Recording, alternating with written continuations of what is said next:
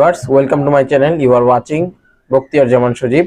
So আমি এই মুহূর্তে একটি নতুন আপডেট নিয়ে এসেছি। 2025 সালের জন্ম নিবন্ধনের যে নতুন আপডেট, সেটা হচ্ছে পিতামাতার জন্ম সনদ ছাড়াও আপনি জন্ম সনদ করতে পারবেন। ইতিপূর্বেই এই আপডেটটি এসেছে, প্রায় 3 দিন হয়ে গেছে। 3 দিনে আমি ইউটিউবে অনেক ভিডিও দেখেছি, যেগুলোর মধ্যে একটা তথ্য তারা মিস করতেছে বারবার।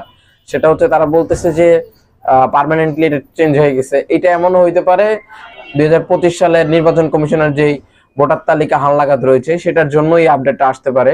আসলে এটার জন্যই এটা হয়েছে। তারপরেও তো ভিডিওতে তারা এই জিনিসগুলো তুলে ধরতেছে না।